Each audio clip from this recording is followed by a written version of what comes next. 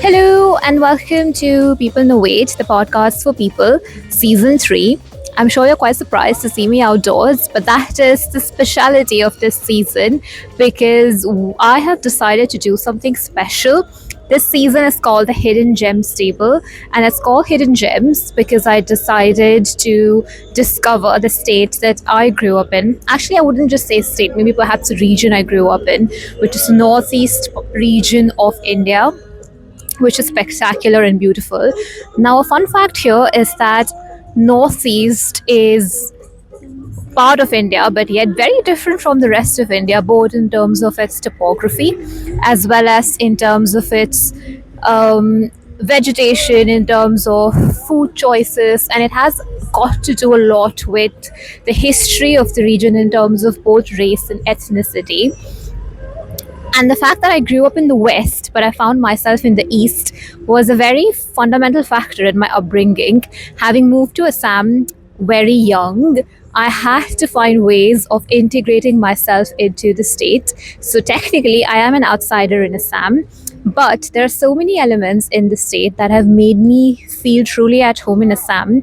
So that whenever I think of Assam, for me, home constitutes what Assam constitutes of. And the first thing that home represents for me is the river, the mighty Brahmaputra. And I'm actually standing right now on the banks of the River Brahmaputra on the world's smallest river island, which is called the Umananda.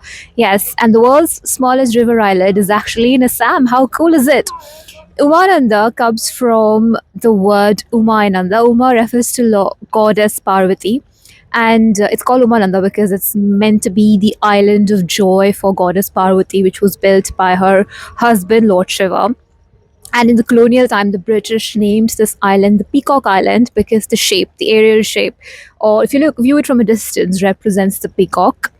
And it's quite cool because you have, in terms of topography, you have a lot of tamarind trees on the island, and it is also home to the golden langur, which is now no longer present on the island, but is also one of the endangered species in the world. And it is accessible by ferry from the city of Guwahati in just under 10 minutes. How cool is that?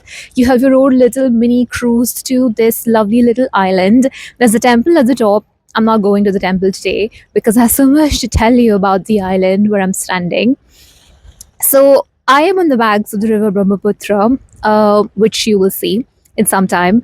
And this river is known as the mighty River Brahmaputra. And the special fact about the River Brahmaputra is that it is a male river in India, and it is the son of Lord Brahma. And that is quite rare because most of our rivers are female. And it's called mighty because of the volume of water and sediment it carries. Assam famously is actually known as the land of red river and blue hills. And you can see around me, and I'll show you sometime, it's absolutely blue right now because there's just so much fog around me that I cannot see in the distance, which is a reason why I am safely perched on the first rock I have found.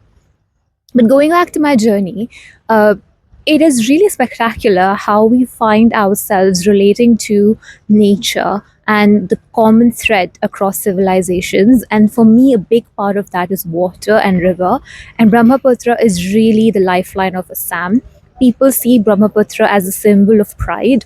It's also a symbol of disaster because there is a lot of flooding that's happening in Assam. There's a lot of soil erosion problem that's going on in Assam. But even then, there are so many ballads, there's so many poems that have been written about the river Brahmaputra. And it is the first place, honestly, that I always come to whenever I come back to Assam because there is so much grandeur in this river. It looks like a sea, to be really honest. If you're following my Instagram page, you will see photographs of the Brahmaputra and you will see how gigantic it is. And it is also known as red because it carries a lot of iron, which gives it this like red hue, which is more prevalent during sunset. I wasn't able to capture that today because of the fog and because of the change in weather, but trust me, it is absolutely gorgeous.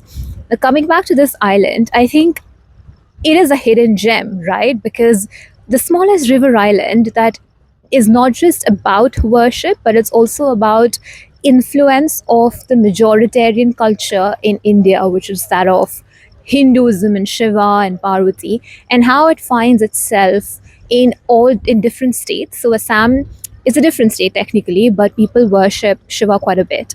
And if you go up to the temple, you will see that there are engravings that depict both the majoritarian sects of Hinduism as well as Assamese scriptures. So the island, in many ways, represents a culmination of cultures and a culmination of concepts and ideologies of not just the majoritarian Hindus located towards the north of India, but also the local Assamese people. And also the British colonial people who thought this was worthy enough to be designated as the Peacock Island. So there you see, it's an island rich in biodiversity, and it's an island rich in culture, and it's an island that represents religion, and it's an island that represents tourism, and it is found in Assam. So I definitely think that Umananda is a hidden gem that you should visit on your trip to Assam and try and visit it. It you know, you can take your own mini cruise. There's also like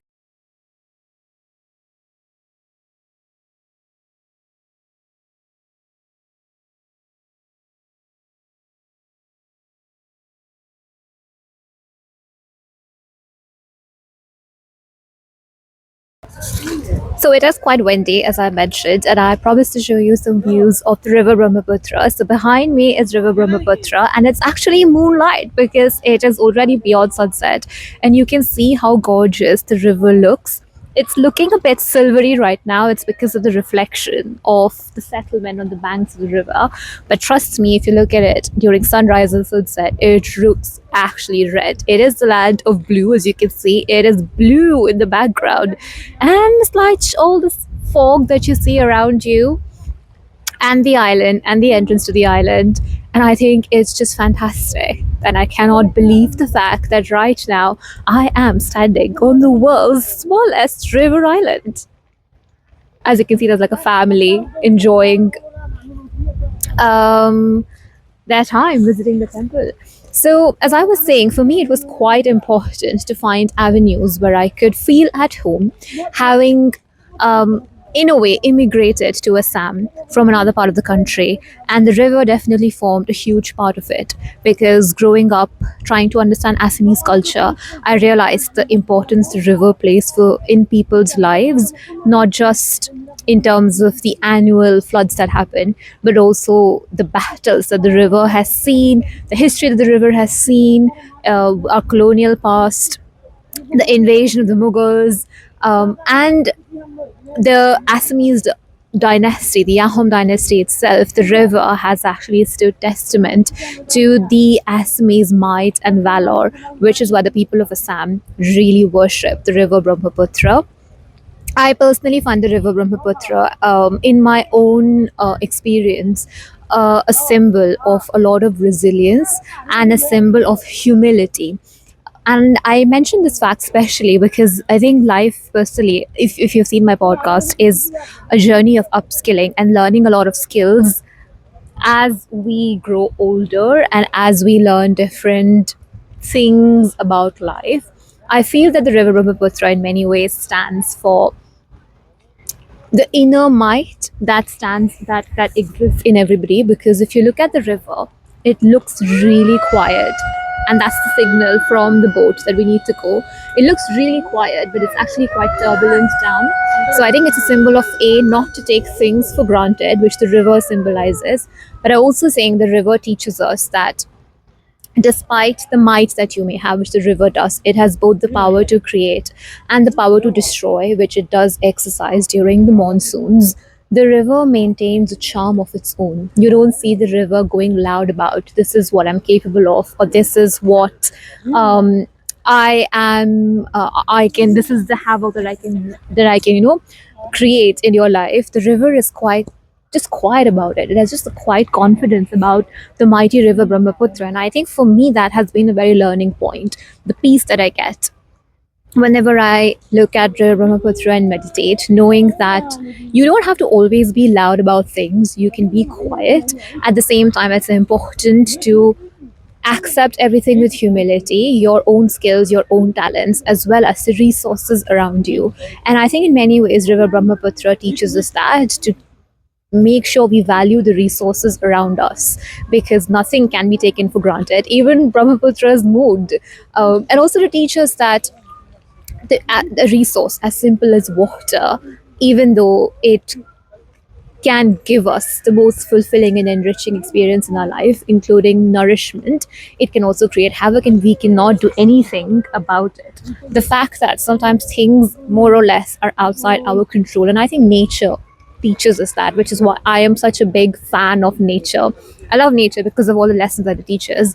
And that's the thing with Brahmaputra, like you cannot hate it because it gives you so much. So even when it's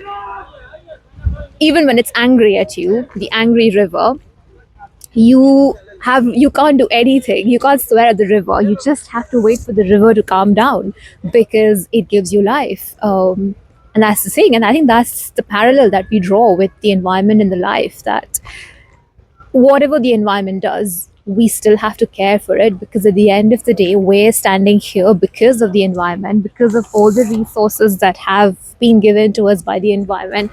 Yeah, I just don't think we can take anything for granted. And that's the lesson, right? Like at the end of the day, we have to show respect to whatever it is that we have been given on this planet Earth.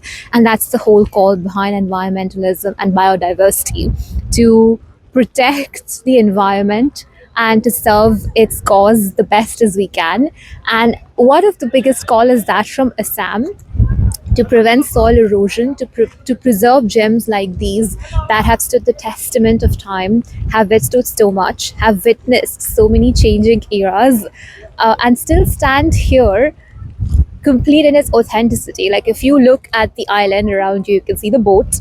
And I've showed you the island. There is still so much authenticity in this island. Just because I think that's one of the trademarks of Assam. We are quite authentic and we like to maintain the simplicity that has become the hallmark of Assamese people, which I've genuinely come to admire. The fact that the people here are quite simple yet confident about the culture. Well, that's it from me. I've gotten a signal to end the podcast episode because the ferry is about to leave, so you can see how exciting I'm finding this season. But stay tuned because there's lots more hidden gems I will be talking about from my own perspective. So this is Hidden Gems podcast season 3 from the perspective of an Indian immigrant within Assam. Stay tuned and take care.